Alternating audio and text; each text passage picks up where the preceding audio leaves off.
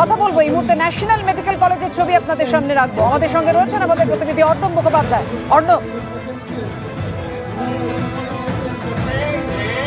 দেখো, national medical কলেজে আমরা গতকাল দেখেছিলাম যে অ্যাডমিনিস্ট্রেটিভ ব্লকের সামনে বিক্ষোভ দেখানো হচ্ছিল, তার কারণ সন্দীপ ঘোষ তাকে অধ্যক্ষ হিসেবে তারা মেনে নিচ্ছেন না।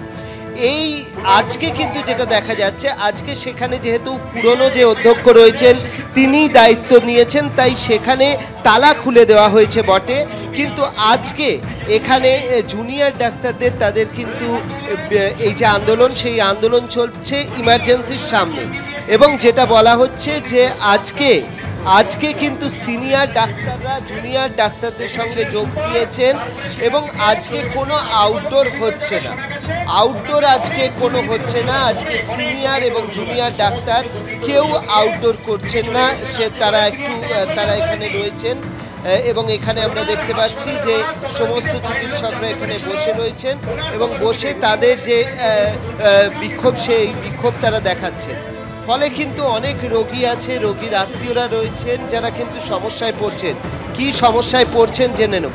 কি আপনার কি রোগী নিয়ে এসেছিলেন?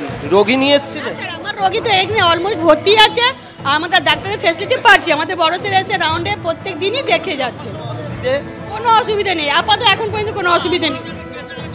আইসিইউতে আছে লতিফুর রহমান, ওর ওটিটা পেসমেকার লাগাবে, ওটিতে লিক আছে।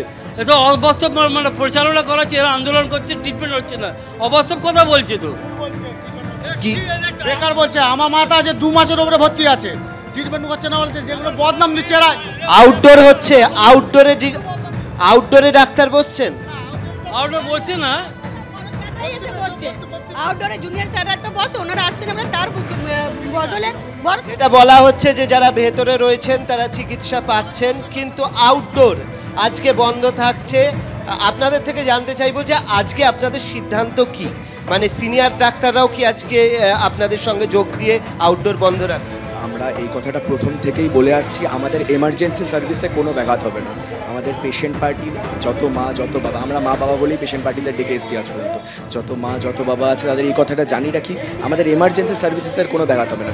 যদি পেশেন্টের সত্যি কোনো সমস্যা হয়, যদি পেশেন্ট চান নিজের চিকিৎসা, আমাদের ডাক্তারবাবুরা এখনও এখানে উপস্থিত আছেন, আমাদের স্যাররা, আমাদের আরএমওরা, আমাদের সিনিয়র ডক্টররা এখনও এখানে উপস্থিত আছেন, তারা ব্যবস্থা করেন। তাহলে আপনাদের আন্দোলনের মধ্যে কোনটা বন্ধ? আউটডোরটা শুধু আজকে? আপাতত আজকের জন্য পুরো প্যান ইন্ডিয়া, টোটাল ইন্ডিয়ারই, হয়তো আপনারা জানেন বা জানেন না, পুরো ইন্ডিয়ারই আমাদের আউটডোর আজ পর্যন্ত বন্ধ রাখা হয়েছে। যেটা চিকিৎসকদের বক্তব্য যে যারা ইমার্জেন্সির তারা চিকিৎসা পাচ্ছেন, কিন্তু আউটডোর পরিষেবা আজকে এই ঘটনার প্রতিবাদে তারা বন্ধ রেখেছেন। তাদের বক্তব্য যেখানে চিকিৎসকদের নিরাপত্তা নেই, সেখানে রোগীরা কিভাবে নিরাপত্তা পেতে পারেন, এবং সেই কারণে আউটডোর পরিষেবা আজকে জুনিয়র এবং সিনিয়র সবাই বন্ধ রেখেছেন।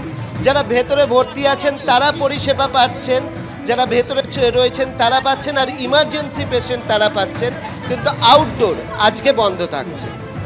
অর্থাৎ দেখো, ছবিটা এটাই বলছে, আরজিকর হাসপাতাল হোক, ন্যাশনাল মেডিকেল কলেজ হোক, কিছুক্ষণ আগে আমরা জেলার ছবিও দেখিয়েছি, সেই ছবিও দর্শকদের দেখাবো। বিভিন্ন জায়গায় রোগীরা কোনো জায়গায় যারা এমার্জেন্সি পরিষেবায় আছেন, চিকিৎসকরা তারা সেই পরিষেবা দিচ্ছেন, কিন্তু আউটডোর পরিষেবা বন্ধ এমন, এবং তারা আজকে কর্মবিরতিতে অনড়, সেটা চিকিৎসকরা গোটা দেশ জুড়েই সেটা জানিয়ে এসছেন গতকাল, এবং আজও তারা তাদের প্রতিবাদে অনড় রয়েছে।